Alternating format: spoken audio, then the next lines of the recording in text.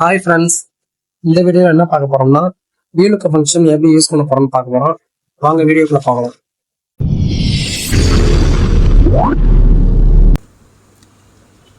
XLOOKUP function, VLOOKUP function ரெண்டுக்கும் என்ன வித்தியாசம் அப்படின்னா, VLOOKUP ஃபங்க்ஷன்ல லெஃப்ட்ல இருக்கக்கூடிய வேல்யூ தான் வச்சு தான் வந்து ரைட்ல இருக்கக்கூடிய ரிசல்ட்டை வந்து நம்ம எடுக்க முடியும்.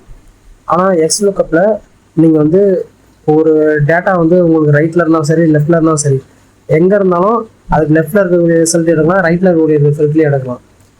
VLOOKUP ஃபங்க்ஷன் வந்து XLOOKUP ஃபங்க்ஷன் VLOOKUPையும் XLOOKUPையும் ஜாயின் பண்ண மாதிரி தான் இருக்கும். அதனால இது உங்களுக்கு ரொம்ப அட்வான்ஸாக இருக்கும். அதுமாதிரி VLOOKUPல வந்து அப்ராக்சிமேட் வேல்யூ அப்புறம் எக்ஸாக்ட் வேல்யூ அப்படின்னு சொல்லி ரெண்டு ஆப்ஷன் கேட்கும். ஆனால் XLOOKUPல எக்ஸாக்ட் வேல்யூ மட்டும்தான் வரும். அதுமாரி ரிசல்ட்டையும் வந்து XLOOKUPல கஸ்டமைஸ் பண்ணிக்கலாம். இப்போ ஒரு வேல்யூவே இல்லை அப்படின்னா இதில் வந்து N/A அப்படின்னு சொல்லி காட்டும் XLOOKUPல.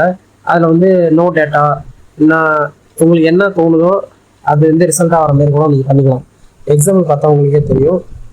இப்போ பாருங்கள், ஷீட் 1ல் வந்து என்ன எக்ஸாம்பிள் எடுத்தோம்னா டிஸ்ட்ரிக்ட் கோடு, நம்ம district code, district name, state name, state code, இந்த டேட்டா ஃபுல்லாக நம்மக்கிட்ட இருக்குது.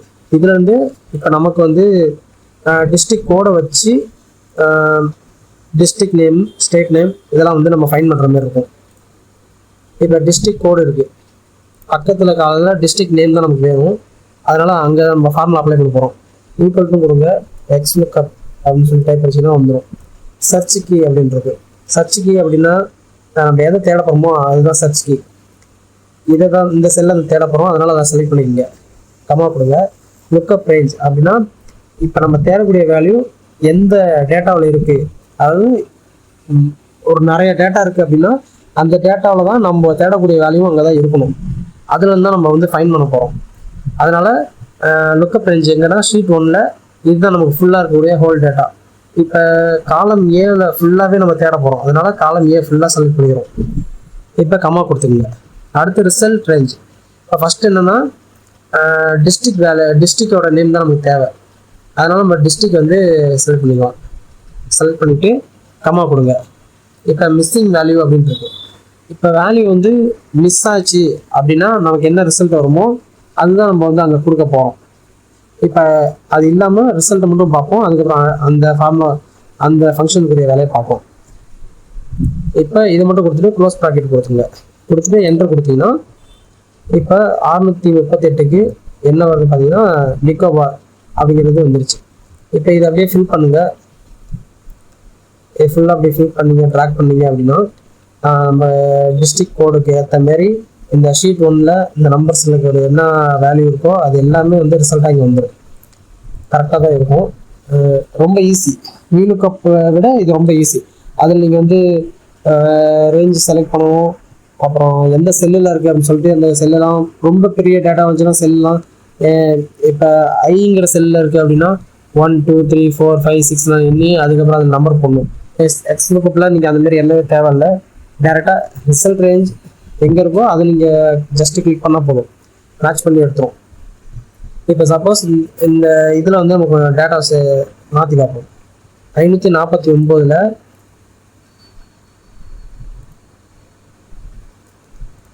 549 பதில் 700 போகும். 700ல் டிஸ்ட்ரிக்ட் கோடை வச்சு எந்த ஒரு டிஸ்ட்ரிக்ட்மே இல்லை. இந்த லிஸ்ட்டில் நம்ம தேடி பார்த்தா 700ல் எந்த டிஸ்ட்ரிக்ட்மே இருக்காது. அதனால் இப்போ அந்த அந்த அந்த இடத்துல மட்டும் N/A அப்படின்னு வந்திருக்கு. சப்போஸ் வேறு வேல்யூ இப்போ 800 அதுலேயுமே எந்த டிஸ்ட்ரிக்டும் இருக்காது. 900 அதுலேயும் எந்த டிஸ்ட்ரிக்ட்மே இருக்காது. 900ல் அமேதி அப்படின்னு இருக்கு. அடுத்து வேறு நம்பர் சேஞ்ச் பண்ணி பார்க்கலாம். 777ல் எந்த டிஸ்ட்ரிக்ட்டுமே இல்லை, அதனால N/A வந்திருக்கு. இப்போ N/A அப்படின்னு வராமல் நோ டிஸ்ட்ரிக்ட் இல்லை நோ டேட்டா இல்லை டேட்டா ஃபவுண்ட் அப்படின்னு சொல்லி கூட நம்ம கொண்டு வர வைக்கலாம். அது எப்படி வைக்கிறதுன்னு இப்போ பார்க்கலாம்.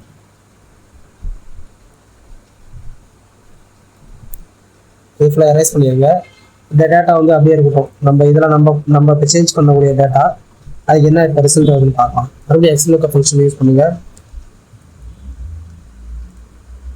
இதுதான் நம்ம தேட போகிறோம். ஈஸி தான். இதை நம்ம தேட போகிறோம். எங்கே தேட போகிறோம் அப்படின்னா இதில் தேட போகிறோம். இங்கே தேட போகிறோம். கம்மா நமக்கு என்ன தேவை, இது தேவை, அவ்வளோதான். இதுதான் XLOOKUP ஃபங்க்ஷன். க்ளோஸ் ப்ராக்கெட் கொடுத்துட்டு என்டர் அடிச்சிங்கன்னா இப்போ அது வந்துருச்சு. இப்போ இதை அப்படியே ட்ராக் பண்ணுங்க கீழே. டபுள் டேப் பண்ணிங்கன்னா ஃபுல்லாக வந்துடும். நான் சும்மா உங்களுக்கு காட்டணுங்கிறதுக்காக கொஞ்சமாக உங்களுக்கு ட்ராக் பண்ணுறேன். இப்போ இழுத்துட்டிங்கன்னா இது ஃபுல்லாக வந்துருச்சு. சார் இதில் ஃபார்முலா அப்ளை பண்ணலை.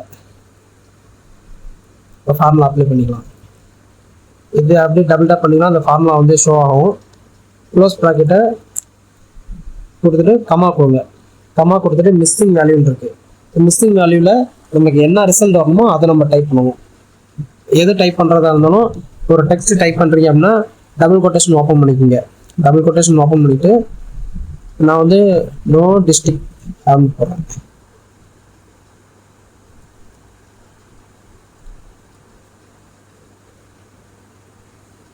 நோ டிஸ்ட்ரிக்ட் போட்டாச்சு.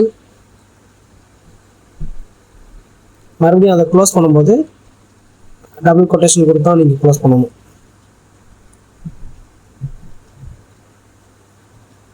டபுள் கொட்டேஷன் கொடுத்துட்டு மறுபடியும் க்ளோஸ் ப்ராக்கெட் கொடுத்துருங்க. கொடுத்துட்டு என்டர் கொடுங்க. இப்போ இந்த வேல்யூ வந்துருச்சு. இருக்கிற வேல்யூ அப்படியே வந்துடும். இதை அப்படியே ட்ராக் பண்ணுங்கள். இல்லாத வேல்யூக்கு N/A அப்படிங்கிறதுக்கு பதிலாக நோ டிஸ்ட்ரிக்ட்னு வந்துருச்சு பாருங்க. No district, no district, no district. இந்த டிஸ்ட்ரிக்ட்லாம் இதில் இல்லை. அதனால் நீங்கள் அது நோ டிஸ்ட்ரிக்ட் நம்ம கொடுத்ததுனால நோ டிஸ்ட்ரிக்ட் வந்துருச்சு. இப்போது ஒரு செல் மட்டும் தான் வந்து ஃபில் ஆகிற மாதிரி பார்த்தோம். இப்போ காலம் 3மே நமக்கு வந்து ஃபில் ஆகணும். அதுக்கேற்ற மாரி ஃபார்முலா எப்படி யூஸ் பண்ணுறதுன்னு உங்களுக்கு சொல்லித்தரேன். அகைன் அதே தான். XLOOKUP ஃபங்க்ஷன் யூஸ் பண்ணுங்கள். XLOOKUP இதை தேட போகிறோம். எங்கன்னா இந்த நம்பரை வச்சு இதில் நமக்கு என்ன வேணும் அப்படின்னா ரிசல்ட் ரேஞ்சு. எனக்கு 3மே ரிசல்ட் வேணுங்கிறனால 3மே அப்படி ட்ராக் பண்ணிக்கோங்க. 3மே ட்ராக் பண்ணிவிட்டு அதில் வேல்யூ இல்லை அப்படின்னா நமக்கு நோ டிஸ்ட்ரிக்ட்னு வரணும்.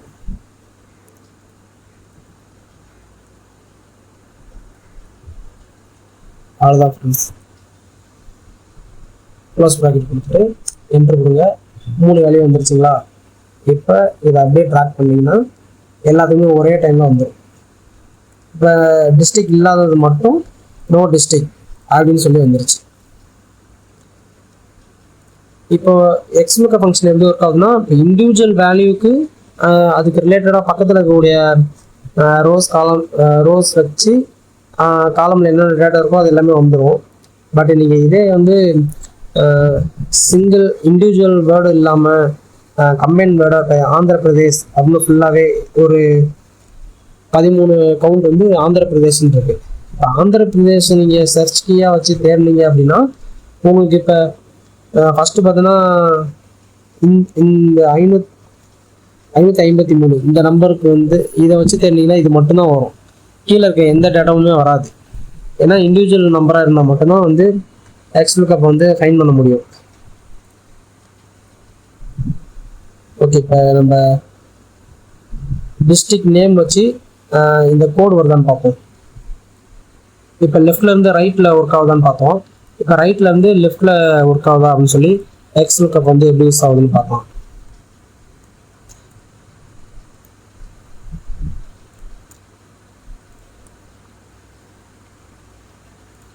இந்த வேல்யூ காப்பி பண்ணி இதில் போட்டுக்கிறேன். டிஸ்ட்ரிக்ட் நேம் வந்துருச்சு. டிஸ்ட்ரிக்ட் நேமுக்கு என்ன டிஸ்ட்ரிக்ட் கோடு வருதுன்னு பார்க்கலாம். ஈக்குவல் டு XLOOKUP கொடுத்துட்டு நிக்கோபார்ஸ் இந்த பேரை தேட போகிறோம். எதுலன்னா இந்த நிக்கோபாருங்க பேர் இதில் தான் இருக்குது. அதனால் இதில் தேட போகிறோம். கமா கொடுத்துருங்க. நமக்கு ரிசல்ட் என்ன வேணும் அப்படின்னா டிஸ்ட்ரிக்ட் கோடு தான் வேணும். இப்போ ரைட்டில் இருக்கக்கூடியது ரிசல்ட் வந்து லெஃப்ட்டில் நமக்கு இருக்கக்கூடியது வரணும். லெஃப்டில் இருக்கிறத கிளிக் பண்ணிக்கிறோம். கமா கொடுத்துட்டு ரிசல்ட் எதுவும் இல்லை அப்படின்னா நோன்னு கொடுக்குறோம். நோன்னு மட்டும் இப்போ நான் கொடுக்குறேன். இப்போ க்ளோஸ் ப்ராக்கெட் கொடுத்துட்டு என்டர் கொடுங்க. வந்துருச்சு பாருங்க டேட்டா. இப்போ நீங்கள் ட்ராக் பண்ணிங்கன்னா லெஃப்டில் இருக்கக்கூடிய நேமுக்கு அப்படியே ரிசல்ட் வந்துடும்.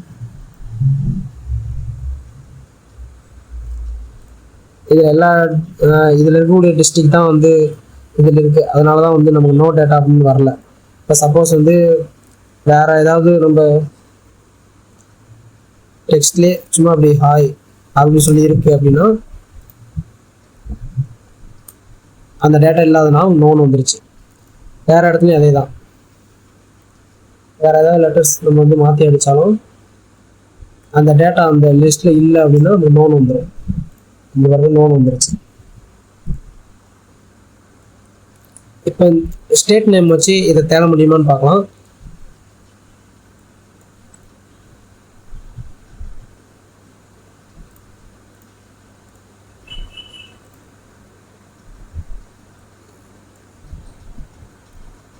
இந்த கொஞ்சம் மட்டும் எடுத்துக்கலாம். நம்ம இது எடுத்துவோம். இதை வச்சுட்டு டிஸ்ட்ரிக்ட் கோடை நமக்கு ஃபைன் பண்ண முடியுதான்னு பார்க்கலாம். பாருங்க, இங்கே ஃபார்முலா யூஸ் பண்ணலாம். எக்ஸ்லூக்கப்பு அந்தமான். இது எங்கே தேடணும் அப்படின்னா இதில் தான் அந்த டேட்டா இருக்குது. அதனால் இதை கிளிக் பண்ணிக்கிறோம். அம்மா ரிசல்ட் வந்து நம்ம டிஸ்ட்ரிக்ட் கோடு வேணும், அது மட்டும் வச்சுக்கலாம். இப்போ க்ளோஸ் ப்ராக்கெட் கொடுத்துட்டு என்டர் கொடுத்தீங்க அப்படின்னா 638 வருது. இதை நீங்கள் ட்ராக் பண்ணீங்க அப்படின்னா 638 மட்டும்தான் வரும் அந்தமான் நிக்கோபாருக்கு. ஏன்னா அந்தமான் நிக்கோபார்களில் ஃபஸ்ட்டு வேல்யூ வந்து 638 தான் இருக்குது. அது கீழே 630 640 அதெல்லாம் வந்து எக்ஸ்லூக்கப் ஃபங்க்ஷன் எடுத்துக்காது. ஏன்னா இது வந்து ஒரே டேட்டா ஒரே மாதிரி இருக்கிறதுனால இது எடுத்துக்காது. இண்டிவிஜுவல் டெக்ஸ்ட்டுக்கு இண்டிவிஜுவல் டேட்டா எல்லாமே தனித்தனியாக இருந்தால் தான் அது ஃபைன் பண்ணும். அவ்வளோதான் ஃப்ரெண்ட்ஸ். வேறு எதுவும் டவுட் இருந்தால் கமெண்டில் கொடுங்க, நான் உங்களுக்கு டீட்டெயிலாக வீடியோ கொடுக்குறேன். தேங்க்யூ.